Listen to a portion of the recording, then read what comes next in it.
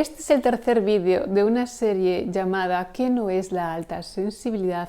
El primero de ellos fue alta sensibilidad versus sensiblería, el segundo alta sensibilidad versus hipersensibilidad y en este tercero alta sensibilidad versus debilidad. Los vídeos tienen la intención de alejar todo aquello que no es necesariamente este rasgo de la personalidad. Por cierto, si queréis saber más sobre este rasgo, y es la primera vez que estáis en mi canal, también dejo aquí una lista de reproducción a este respecto. Este rasgo de la personalidad viene sobre todo descrito o identificado por ser una gran capacidad de percibir y de sentir. Sentir a través de los sentidos y por tanto también sentir a nivel interior relacionado con esos sentidos. Lo que pasa por nuestro cuerpo o lo que pasa por nuestras emociones a raíz de percibir tanto. Es por esto que se asocia que muchas personas muy sensibles son débiles porque viven atoradas en sus emociones, muy sensibles, valga la redundancia, a todo aquello que las rodea y eso puede hacerles daño, tanto a nivel de los sentidos físicos como a nivel emocional. Esto es, por ejemplo, una luz intensa puede ser muy molesta para una persona altamente sensible.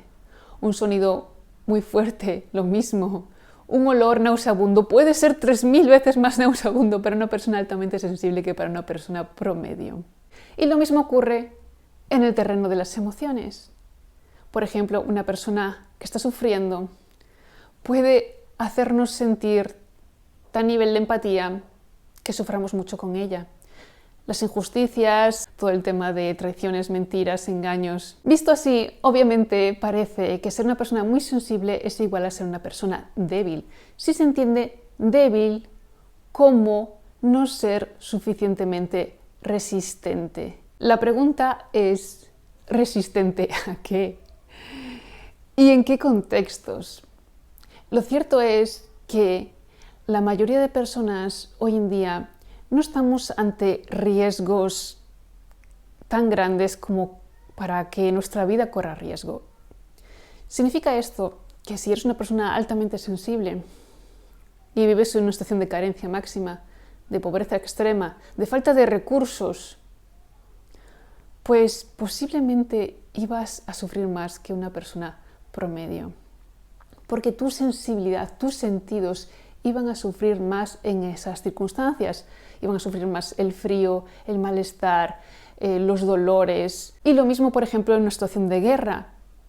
El dolor que ibas a sentir viendo muertes a tu lado, o viendo destrucción, o sintiendo tu vida en peligro, iba a ser también muy, muy fuerte.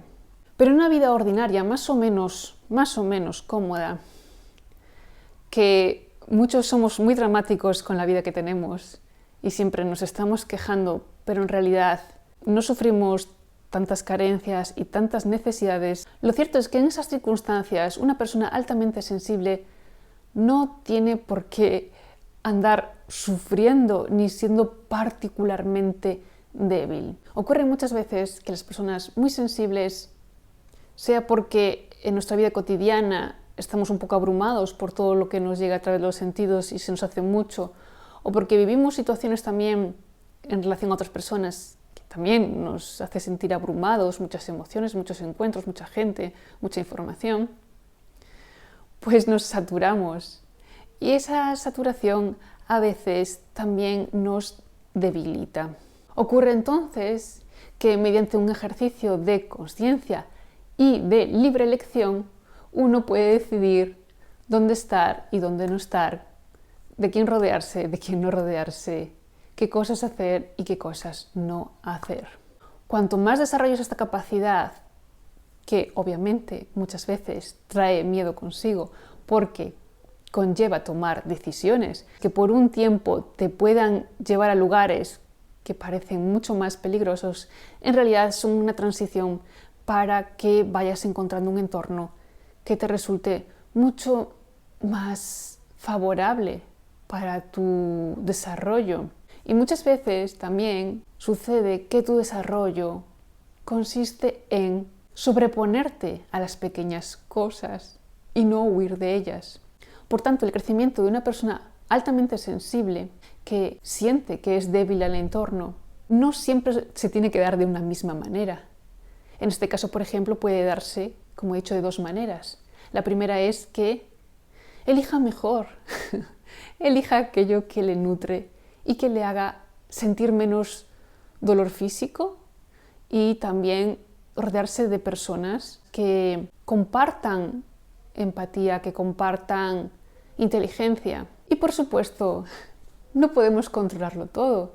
Y por supuesto también el crecimiento está en que no estemos continuamente escapando de aquellos que nos disgusta. Y si tienes que soportar ciertos olores, ciertos ruidos y ciertas sensaciones que te desagradan, puedes probarlo también como un entrenamiento, saber cómo ser más resiliente y practicarlo. Y lo mismo con las personas. No siempre se trata de cambiar de lugar y huir. Muchas veces se trata de saber cómo gestionar todo ese volumen de pensamientos y emociones que nos sobrevienen cuando las personas en nuestro entorno no se comportan como nos gustaría, porque eso nunca va a suceder tal cual nos gustaría, porque las personas son libres. Es por esto que alta sensibilidad, es decir, alta capacidad de percepción y alto volumen y proceso de pensamientos, y debilidad no son cosas necesariamente vinculadas. Lo serán tanto en cuanto uno más sufra su propia manera de sentir y sufra su entorno. Y eso es algo que puede entrenarse a base de meditación, a base de consciencia, a base de elección de libertad, a base de asumir riesgos, a base de exponerse, a base de madurar. La mayoría de vídeos de mi canal dan algún aporte en este sentido. Los tengo más teóricos, los tengo más prácticos, acerca de cómo cambiar patrones de pensamiento, cómo cambiar pautas de comportamiento, cómo entender mejor quiénes somos y aprender también a elegir mejor, porque muchas veces ni siquiera somos conscientes de que podemos elegir. Y si tienes ciertas comodidades y una vida más o menos cubierta, esa sensibilidad se puede vehicular hacia crear mejor conexión contigo mismo, mejor conexión con los demás, un desarrollo de tu potencial, una creatividad más original y una vida quizás más espiritual que la media. Así que mientras te debates sobre si la alta sensibilidad es debilidad porque alguien lo debió decir y te quedaste con ese discurso, podrías estar aprovechando para que esa conexión, esa capacidad de sentir tan a flor de piel que tienes, derivase en creaciones para tu vida y para los demás. Siendo una persona altamente sensible, es fácil que sepas qué es lo que te conmueve y qué es lo que te mueve. Y por tanto también no solo apoyarte a ti mismo con buenas elecciones y siguiendo tu instinto y tu intuición, sino también aportarlo a otras personas, siendo muy empáticas, siendo muy compasivas. Las personas altamente sensibles podemos hacer un gran aporte a nivel global acerca de cómo comunicarse con uno mismo y vivir en un mundo de apoyo mutuo. Es el paso siguiente al que parece que necesariamente tenemos que ir, porque esta evolución está pidiendo que ya no estamos en modo supervivencia, que eso ya está siendo superado y que por tanto, más allá de eso, está la excelencia del ser humano, está su desarrollo diferente de otras especies animales. Hay muchos hábitos que como persona altamente sensible te invito a cuidar, sobre todo aquello que es tu combustible, esto es, el aire que respiras, la forma de respirar, los alimentos que tomas, cómo los tomas, tus horas de sueño y sobre todo tu nivel de descanso.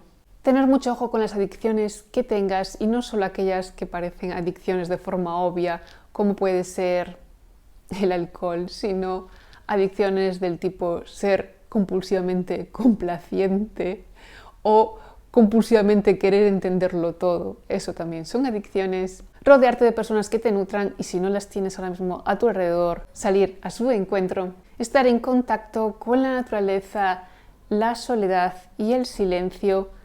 La meditación también tendría un espacio precioso ahí. Y desarrollar alguna actividad creativa, dedicarle tiempo, ponerla como una prioridad y dejar de postergarla porque en realidad muchas veces ni siquiera estás haciendo cosas, sino que estás saturado pensando en las cosas que tienes que hacer. Pues te animo a que hagas menos de lo que tengo que hacer y hagas más de lo que deseo hacer.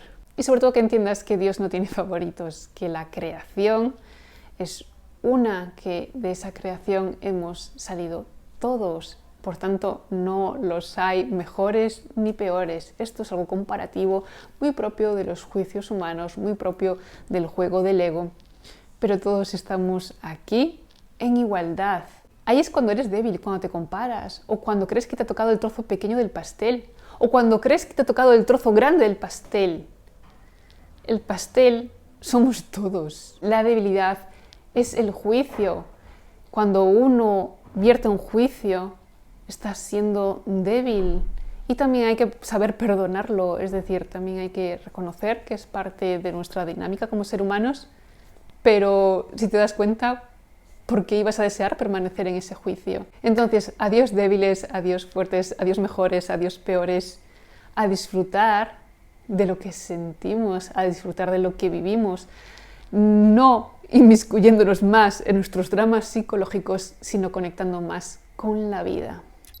Amigos, en verdad espero que este vídeo os haya servido de inspiración. Os recuerdo que ofrezco asesorías uno a uno para hablar de las cuestiones que trato en este canal.